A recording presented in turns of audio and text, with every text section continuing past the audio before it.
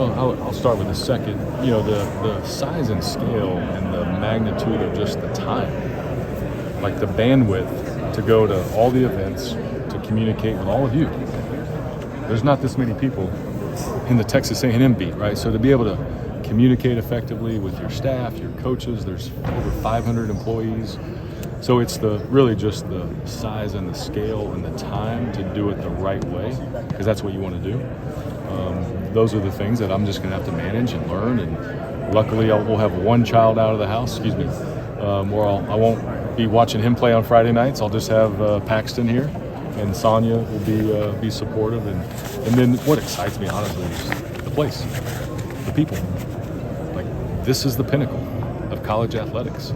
And you have a chance to be a leader, not because it's about me by any stretch of the imagination, but it's about the institution, and it's about how do we form the model. It's all the things we just talked about. So just the excitement of having the brand power, having the stature, having the wherewithal to win in every sport, those things excite me. And then the enterprise of just what this place is all about for this state, that's going to be a lot of pride that I have from a personal standpoint. Ross, when did this job become like reality for you? Like, what was that time? Yeah, I mean, look, when you're a sitting AD in the SEC, people are going to call, right? And you get calls here and there. And so right before the holidays, the search firm, was reaching out, and that's where we had to kind of sit down and say, okay, what would the process look like? Do we really want to be involved in this? As a sitting AD, we love our time at A&M. We have an upcoming eighth grader. Peyton's going off to high school. So the first thing is family.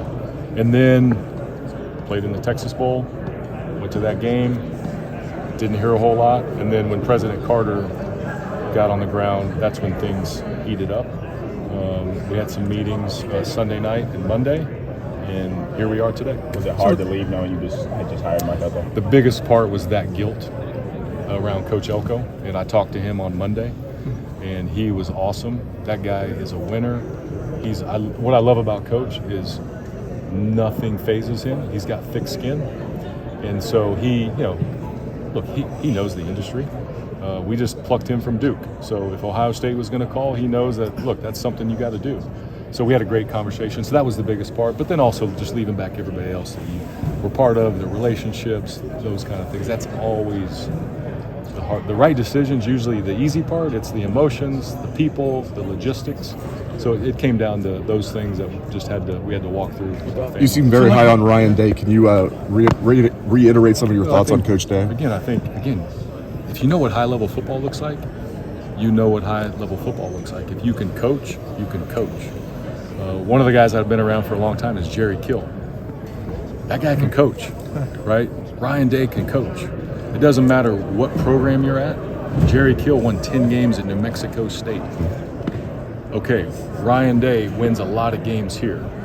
He can coach. Now, the pieces, you got to make adjustments, and he's doing that, right? The roster piece is really, really important right now. So I was really impressed when we sat down, know a ton of people that we know, as mutual friends, mutual colleagues, and I just can't wait to see the first practice and get after it in Ohio State. In terms of assistant coaches, just a couple more, guys. Is there a level you'll go to from a salary standpoint, or is it just always evolving? You understand what I'm saying? I mean, staff. It's evolving, right? And again, this market is ever changing, right? And it's going to be the Big Ten and the SEC. You're going to have the highest salaries. So what does that all look like? Who can you get? Who's the right fit? He makes the decision on who the person is, and then it's the AD's job to say, okay, what does the contract look like? What's the budget? What's the salary? What are the parameters of the contract? Those kind of things. That's where the AD comes in.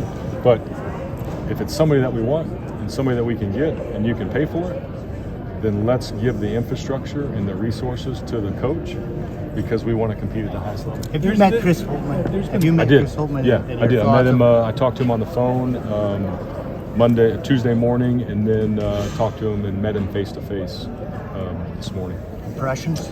Look, he seems like a great guy. Seems like he's doing a great job. Obviously, don't like losing that game on Monday, and so we talked about how does he kind of build chemistry and culture on the stretch run. You got basically 2.5 months left of the regular season or so. So I know he's looking to finish strong.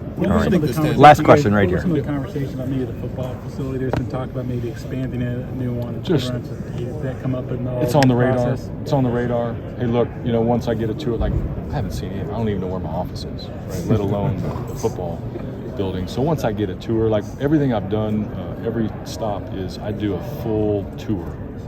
And here it'll probably take about 10 days to look at every facility.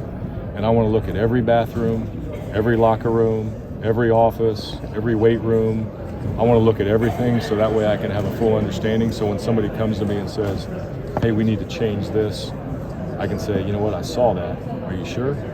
Or, hey, you know what, I think you're right, but maybe here's a way to do it. So it'll take some time to do all that. But it was a general conversation that, hey, it's on the radar, it's been discussed. Any other things on the radar football-wise that they brought up? Nothing that was brought to my attention. You're coming in here obviously with fresh eyes with this. Yep. Oh, okay. With both the football and the basketball team as the sports that generate the most revenue here, in your opinion, what should be the expectation for those two sports and what their coaches should be accomplishing in terms of tangible results? You want to win championships, and that should be the expectation. That, again, this is not for the faint of heart. Be not afraid. So we will not be afraid of embracing that. The coaches understand the magnitude of all of that. And so they have to have the wherewithal. The chops, I talked about the chops. They have to have the chops to deal in that environment, to understand the dynamics. But that's Ohio State. And that should be the standard. And then if it doesn't happen, were we in the mix?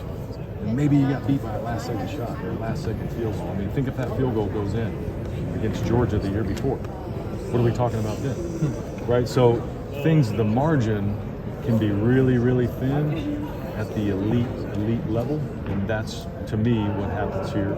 If you don't win that championship, that margin's still really thin. And we're right there. Ross, what does the timeline look like for you in terms of balancing, finishing out at Texas A&M? Yeah, and trying to learn? I'll wrap up at A&M probably here in the next couple weeks, just handing stuff off.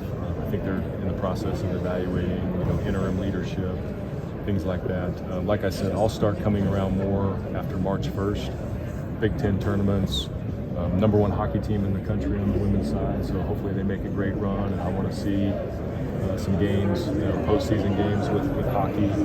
So I'll just kind of be around, and again, it's all going to be about the people and the place, and going to events and trying to just learn all of your names, because I don't know all your names.